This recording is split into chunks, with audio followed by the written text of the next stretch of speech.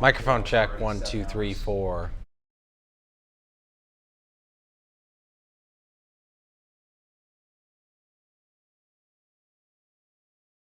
Hopefully I won't have to drive through.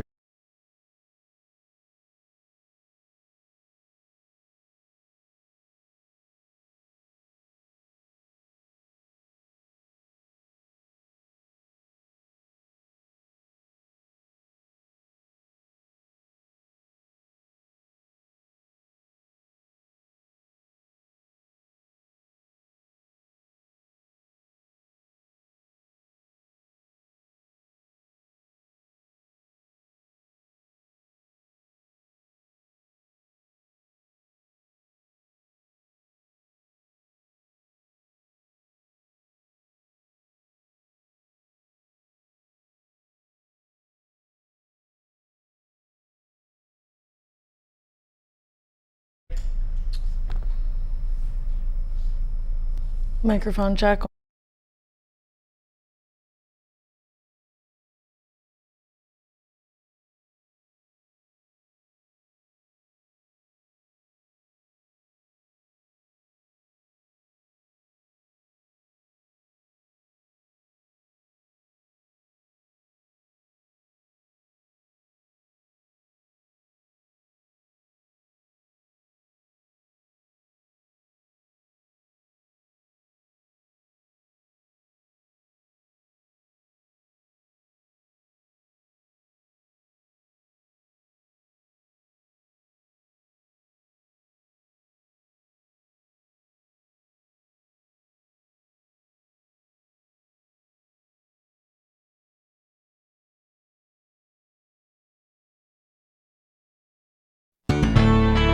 From WXOW, this is La Crosse's own News 19 Daybreak.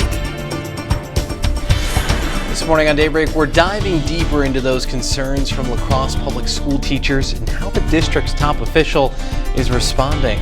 Plus, how you soon can visit a Wisconsin zoo after it was broken into in an attempt to release dangerous animals. That's a scary situation there. I know. Well, good morning. It is 4:30. I'm Mike Biermeister. And I'm Carly Swisher. It's Wednesday, June 8th, and luckily, no dangerous animals have been released, but we'll later explain what all went on at that Wisconsin zoo. Crazy story, but yesterday I was snuggling with my kitties late into the morning because I got to sleep in a little. Yes, not dangerous animals. So that's good. Very not so friendly much. Animals, but watching maybe a little TV, hanging out a little bit. A little bit, yeah. And it was a pretty decent day yesterday. It was indeed. I also have to say I started Stranger Things. So that might take away from some of this nice weather, Kyle. I'm sorry, but it's just too good. I know. It's too good. It is. Well, yeah, and luckily for you, I mean, we got some rain in the forecast at least this morning, so it's going to be a pretty good day to chill inside, watch some TV, at least through the afternoon hours. As we look outside right now, we're off to a pretty wet start in La Crosse and mainly to our south as well. 60 degrees for our temperature now, seeing some light to even moderate rain showers throughout the Coulee region. We're still seeing winds from the south about 3 miles per hour. Visibility about 9 miles for us though, because we're still seeing some of that light rainfall, and we're going to continue seeing some rain showers throughout our morning hours. As we look at our temperatures now, we're still in the 50s throughout most of the Coulee region too, just in the upper 50s as well.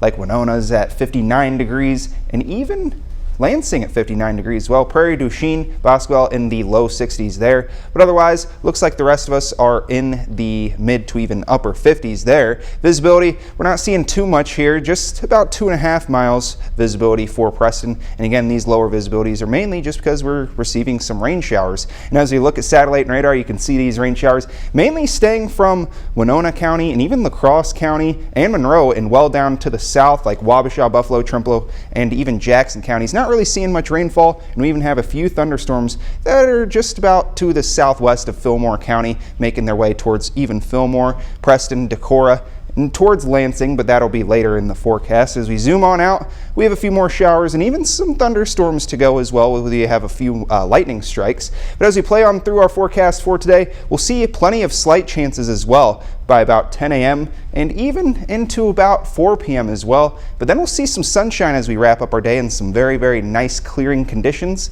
I'll have what else you can expect for the rest of the week and even into the weekend in my full forecast. All right, thanks for that, Kyle. Well, we're unpacking more of the results from the School District of La Crosse's recent buildings survey. The survey facilitator's analysis estimates a possible $194 million referendum would pass with about 53% support. Leaders of the survey say they arrived at that number because 51% of staff supported the plan. While that group makes up just 1% of likely voters, 56% of parents with students indicated their support, and 46% of residents who are non-staff and no kids in schools. Factoring in only 1/3 of those who said they were undecided brings the estimate to just over 53%. Well, shortly after that presentation, teachers spoke about their concerns, including pay and low morale. At least one staff member voiced concerns about money, along with concerns about spending for the consolidation plan, the purchase of the former Eagles Club building, and the recent hiring of administrators, rather than helping teachers who need extra support right now. As a matter of policy, school board members don't respond to comments during an open hearing, but Superintendent Aaron Engel says right now teachers are standing up for themselves, which is exactly what a union should do. He adds, however, the district is in a difficult financial situation. The state legislature has underfunded education for a decade, and the last 2 years have provided no spendable money for schools. And so we're facing the same pressures that individuals are in terms of inflationary increases affecting our budgets. Engel adds the district has been facing declining enrollment for 20 years, meaning less money than the year before. And that's partly why he says the district is looking at ways to improve its long-term financial situation. The candidate for Wisconsin governor is looking to renovate the state's education program. Tim Michaels introducing a policy he calls the I Trust Parents Education Blueprint. Michaels wants parents to have a seat at the decision-making table. Additionally, the blueprint suggests competition between private and public schools would create opportunities for parents. There's enough money in almost every business. You just have to bring more value with those dollars. We need to be more frugal with those dollars. You need to take a harder look at how you're allocating those dollars and make sure that education comes first, the textbooks comes first, the teachers come first. Michael's proposed reform aims to raise literacy rates by 75% among third graders in Wisconsin by proposing educators create reading plans unique to each student. A decision Tuesday by a Waukesha County judge keeps in place a hold on a ruling that prevented businesses and others responsible for PFAS contamination to have to clean up the chemicals. A Waukesha County circuit judge says because of the broad impact of the ruling, it makes sense to keep it on hold while the state DNR appeals. They're challenging the April ruling that would make state regulators go through Wisconsin's rulemaking process to establish guidelines to deal with the toxins known as forever chemicals. Over in Minnesota, there's a new tool that people can use to keep tabs on their drinking water. The Department of Health rolling out a dashboard that not only shows whether a municipal water system contains per and polyfluoroalkyl substances, but also where they've tested and what's in progress. Since testing began last year, MDH has tested just over 400 of the roughly 900 public water systems in Minnesota. We now know the suspect accused of shooting and killing a former Wisconsin judge in Juneau County has died. Officials with the Wisconsin Department of Justice say 56-year-old Douglas Udi was declared legally brain dead on June 4th, leading doctors to take him off life support. Authorities discovered Udi in the basement of Judge John Romer's home in New Lisbon Friday, where he reportedly shot himself after allegedly shooting Romer. A list targeting high-profile officials, including Governor Tony Evers, was found in Udi's car at the property. A Milwaukee man has been sentenced for the 2019 fatal stabbing of an Onalaska man. Angel Monje Montezuma was sentenced to 16 years in prison for the death of 33-year-old Ryan Sorensen during an argument in West Allis in September of 2019. Montezuma was convicted of second-degree reckless homicide in April. Shirley Monhe pleaded guilty to a charge of felony murder battery as a party to the crime back in May. Her sentencing was expected Tuesday but was delayed. Well, a zoo in Baraboo will reopen today despite a break-in that set some of its animals loose. It happened Monday night at the Oshner Park Zoo. Baraboo police say the suspects cut locks and opened enclosures in an attempt to release larger predatory animals, but were unsuccessful. They did, however, manage to release 2 owls and 2 otters. Officials say the outcome could have been much worse. This could have been deadly if a bear were to have gotten out, or a wolf or something like that could have hurt an individual. So there was an intent here, and that was simply to free these animals. Investigators believe the suspects intended to release as many animals as possible. So far, the 2 otters have been located, but the owls are still on the loose. Hopefully they can bring them back soon, but thankfully none of those bigger animals were let out. Not have been good. Well, coming up after the break, a historic La Crosse County Park will play host to some live music all summer long. We'll have a preview of this series. Plus, coming up, he helped make the Dukes of Hazzard a popular TV show, and now he's bringing his music to places like Onalaska. We'll hear from Tom Wopat on his visit to the area.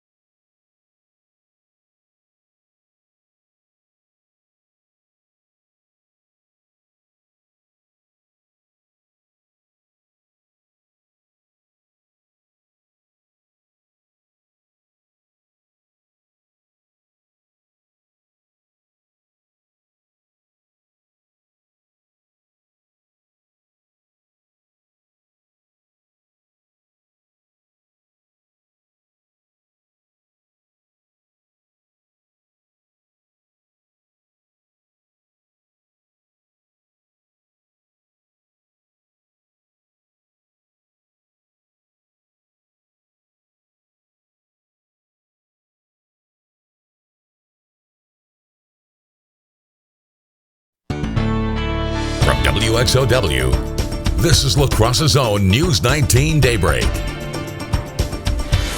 You might not have heard of it before, but a historic old park is the host of a new event where all you need is a lawn chair and a love of music. Here to talk about a free concert series here in La Crosse County is the Media and Marketing Director with Ridge History Park, Grace Reines. Thank you so much for joining me this morning. Thank you for having me. And for people who don't know, tell us a little bit about Ridge History Park.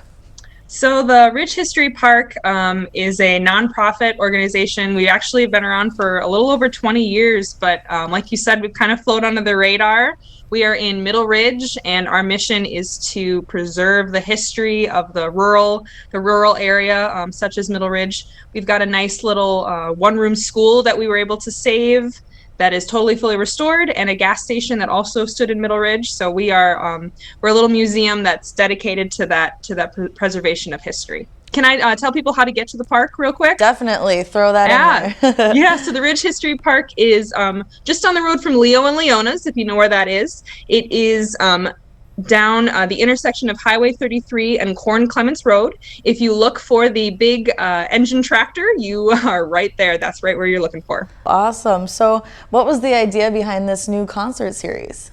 Well, like I said, we've really flown under the radar, and this year my dad and I came on board together, which has been really fun to work with my dad, and we both really have full force just come in with needing to get more people to the park. Like we've flown completely under the radar, it seems. So we really want people to get onto our land, get onto the park, see that we're here, and see why we're important. And so this concert series was to get more events happening since we haven't really had as many. So this year we have a full concert series this summer. We've got some youth programming happening as well, and some other small events here and there. Well, a great summer to start doing that. And your second concert is this Sunday. So tell us a little bit about who's performing. So we have Carol Montag coming. She is an absolutely wonderful singer-songwriter. She has this folk music sort of vibe. She's absolutely wonderful, very, very talented. She is coming Sunday the 12th. It will be from 2 until 4. It is a 2-hour performance. Like I said, it's free. There are concessions that are there for purchase that you can buy for food, and we'll be outdoors, weather permitting. If it's not, we will move inside as well. And Carol is graciously came on board. She's absolutely wonderful and has a wonderful sound.